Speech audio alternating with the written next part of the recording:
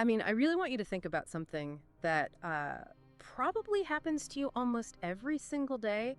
I'm talking about that, that quiet, almost imperceptible flinch. You definitely know the feeling. It's that tiny internal hesitation right before you, say, speak up in a meeting. Right, that little pause. Exactly, or like that instinct that makes you hit the backspace key on a perfectly good, totally honest text message, just so you can rewrite it into something a little more, well, palatable. Oh, absolutely. It's this invisible force, right? It constantly compels you to take your actual desires, your raw thoughts, and just shrink them down into something acceptable, something polite. And we have all sorts of noble, really flattering names for this voice. Oh, we do? Yeah, we call it our conscience, or we call it emotional intelligence, or like being self-aware. That's the mission of our deep dive today, to really unpack that voice. But, if we strip away all those flattering labels and look at this through a strict psychoanalytical lens, a very different and honestly quite terrifying picture emerges. Terrifying. Well, what if that inner critic isn't your moral compass at all?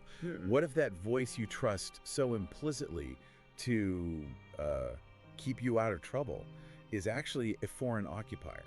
A foreign occupier. Wow. Yes, an archaic piece of machinery installed in your psyche by your parents, by authority figures, and by the sheer tyranny of culture itself.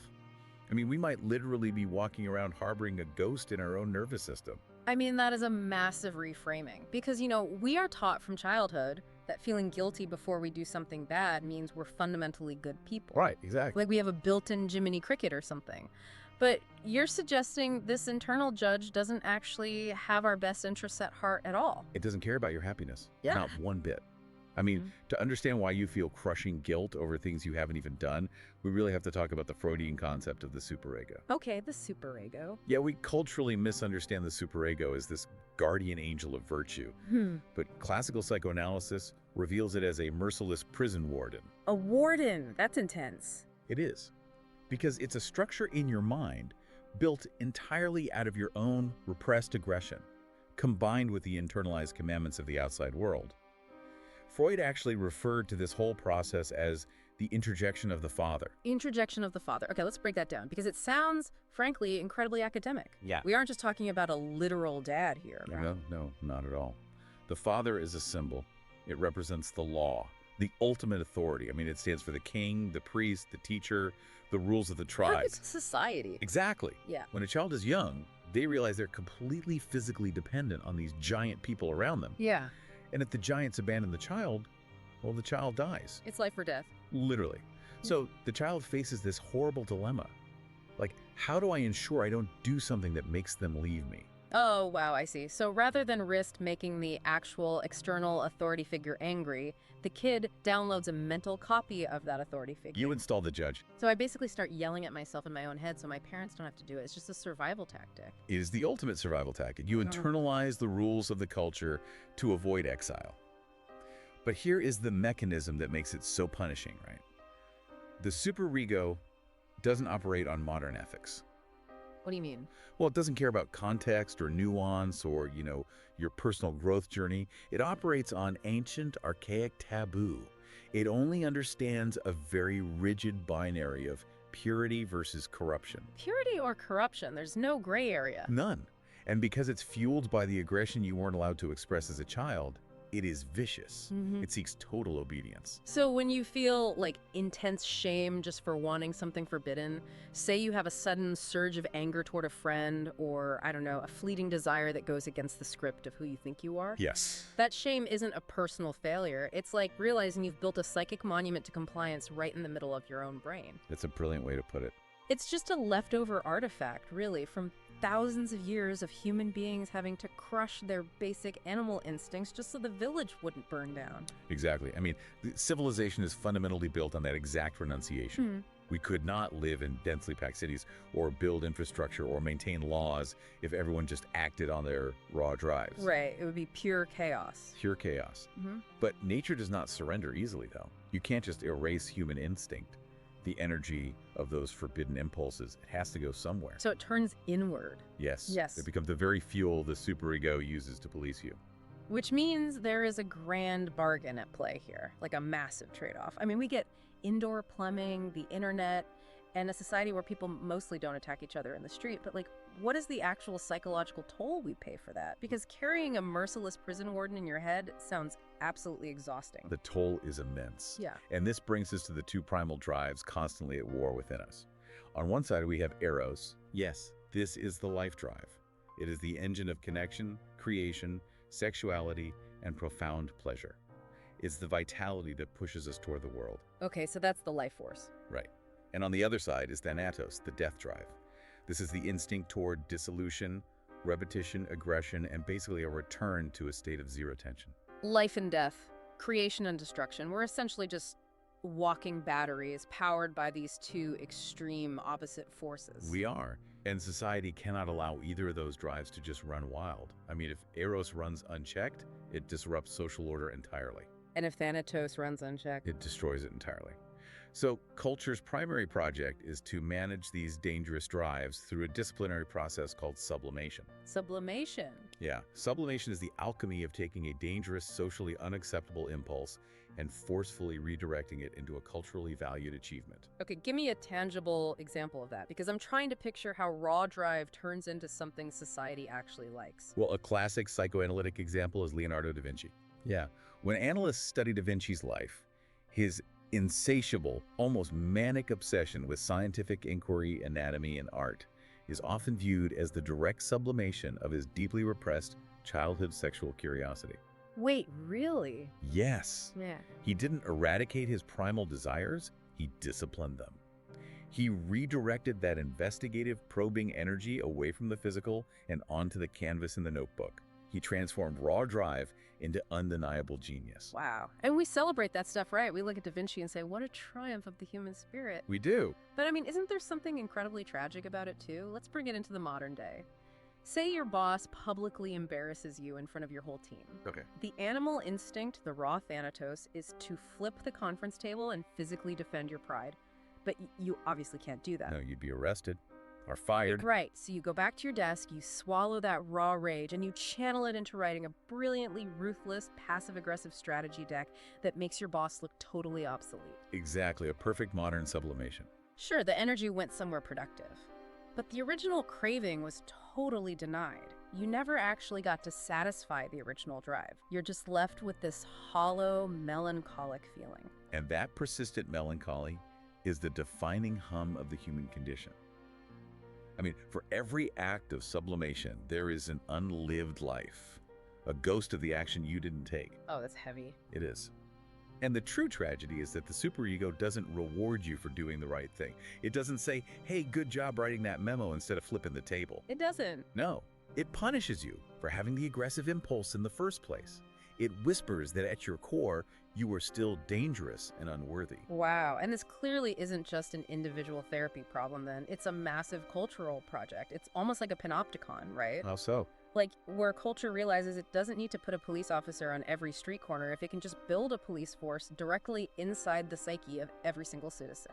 That is a perfect analogy. And if we look at history, we can see exactly how different eras construct different collective superegos.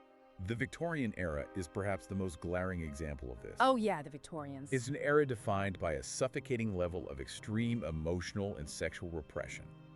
The culture demanded absolute modesty. Right, I mean, we're talking corsets, fainting couches, even covering up the table legs because they look too scandalous. Exactly. And what were the cultural symptoms of that immense pressure?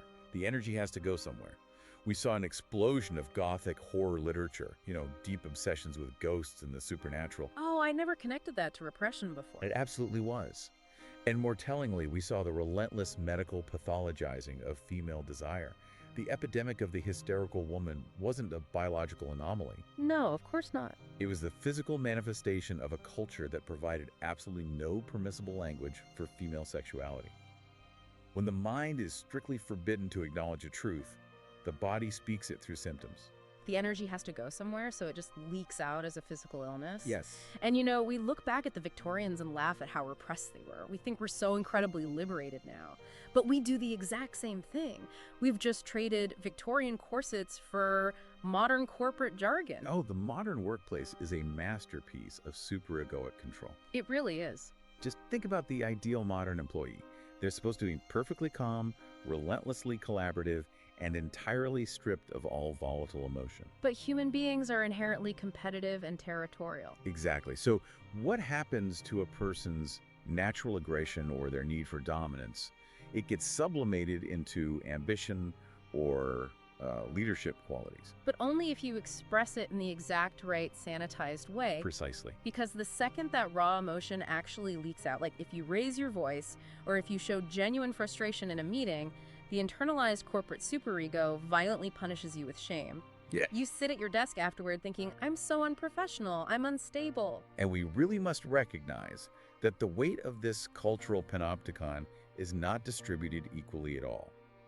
The rules of what is considered professional or acceptable are dictated by the dominant culture, Right. which places a specific unbearable burden on marginalized groups, queer people, racial minorities, the neurodivergent. Because they aren't just managing the baseline human drives that everyone has, they are navigating a society that has historically viewed their very existence as a deviation. That's exactly it.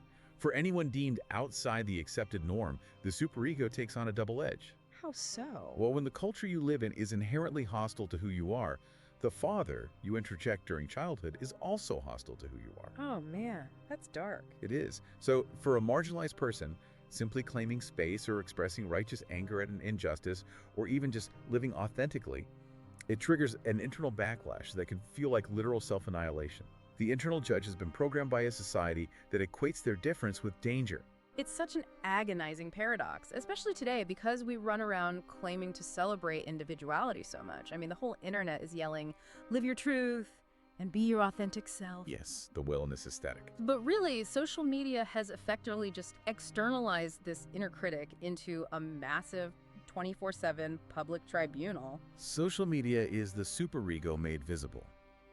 But the truly terrifying realization here is that the external judgment of 1,000 random strangers in a comment section is frequently much gentler than the venomous voice inside your own head. Wait, really? Yes. Yeah. You might post something vulnerable and receive entirely supportive comments, yet your internal judge is still screaming at you, you are weak for needing attention, you never should have exposed yourself. Wow. The superego's perfection lies in its invisibility.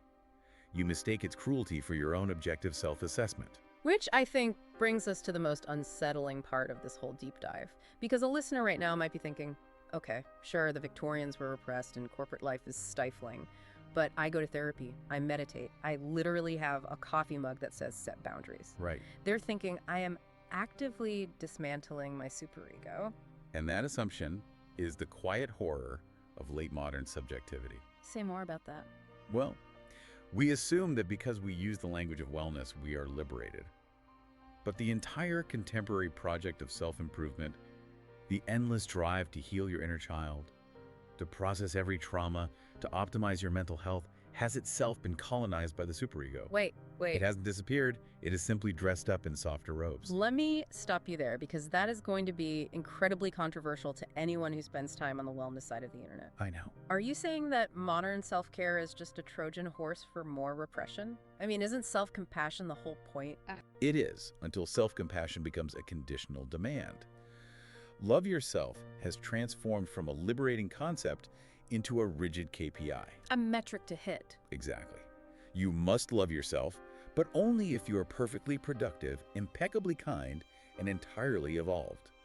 If you feel petty jealousy, or if you fail to maintain a perfect boundary, or if you simply can't muster self-compassion on a random Tuesday, the inner voice attacks you for failing at therapy. Oh my gosh, you're right. Control is simply rebranded as care. Yes, the demand for flawless emotional hygiene is just another gilded cage. It's the total gamification of healing. You're literally punishing yourself for not being perfectly at peace. Exactly. And if we pull those two primal drives back into the picture, Eros and Thanatos, what happens when the life drive, Eros, is completely choked off by this endless pressure to be perfectly mindful and unproblematic? That is the crucial question.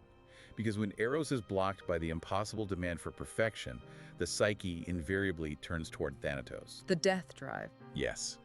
When the pressure of the superego becomes unbearable, the death drive takes the wheel.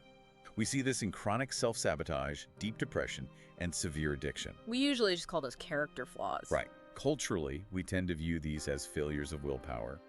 But psychoanalytically, they are manifestations of the death drive seeking a grim, destructive satisfaction. Because there's no other way out. Exactly. Huh. All the life-affirming outlets have been blocked by an overactive, punishing internal judge, so the psyche seeks relief through self-destruction.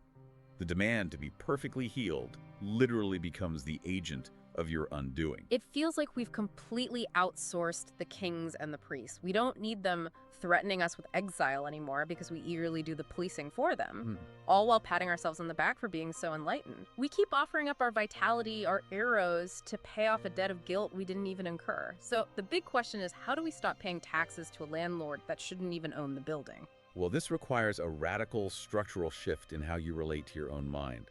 And the first, most crucial caveat is that the goal is not to abolish the superego entirely. That is a dangerous adolescent fantasy. Right, because unchecked instinct isn't a utopia. If everyone acts purely on their raw drives, we just get exploitation, chaos, and violence. Precisely. The superego, however cruel it has become, emerged to solve a genuine problem: the fragility of human existence and the necessity of social cohesion. We need some rules. We do. The reality of the human condition fundamentally involves renunciation. There is no magical state of pure, unburdened authenticity waiting for you beneath the layers of culture. No pure core. No. The true you is not a radiant, flawless core. You are a fragile, complex synthesis of raw drives, deep wounds, cultural codes, and borrowed voices. So, wait, I just have to live with the ghost in my nervous system. I just have to accept that I'm carrying this warden around forever. You don't silence the warden, but you strip him of his absolute authority. You begin with the simplest yet most difficult psychological act: noticing the slinch. The pause we talked about at the very beginning of the deep dive. Exactly that pause. The stomach tightening when you consider saying no to a superior. The flash of preemptive shame that arrives before you've even committed a perceived wrong. And what you do in that pause. The work is not to immediately argue with the inner critic or try to drown it out with positive affirmations. The work is to introduce uncertainty into a system that relies on absolute conviction. Because the voice in your head speaks with such divine certainty. It does. It tells you exactly how terrible you are, as if it's reading from the objective laws of physics. And the most rebellious thing you can do is to just pause and say, maybe, or maybe not. That's it. You don't even have to prove the critic wrong. You just have to stop believing that it holds the ultimate truth. It's just a voice. It does not speak for the truth. It speaks for a frightened child who learned long ago that love and safety were highly conditional. It speaks for a society that equates quiet compliance with moral virtue. To be blunt, it speaks for the dead. It is echoing the rules of ancestors who lived in a completely different world with completely different dangers. But we are here. We're alive. And life does not ask for purity. It asks for participation. It requires you to engage with your messy hungers, your contradictions, and your forbidden thoughts. The superego will never approve of this participation, but the profound realization is that you do not need its permission. So, the next time you find yourself hesitating, the next time your hand hovers over the backspace key, or you physically shrink yourself in a room to make the people around you more comfortable, I really want you to pause and ask yourself one specific question. Whose fear am I protecting right now? Yes. Because 9 times out of 10, the fear you are managing isn't even your own. It belongs to the history of a civilization that basically survives by burying your instincts alive. That is the pivotal question. You are managing the anxieties of the culture, internalized as your own guilt. Recognizing that separation is the actual beginning of freedom. Which leaves us with one final, lingering thought for you to carry into your day. We've established that civilization demands your vital life. Force your eros as the psychic currency it uses to build and maintain these invisible cages inside your mind. So imagine for a second if you just stopped paying that tax. What entirely new, unimaginable structures could you build in your own life if you successfully reclaimed even a fraction of that creative energy? The next time you feel that quiet internal flinch before you speak, don't delete the draft. Send it. Let the energy out and see what happens.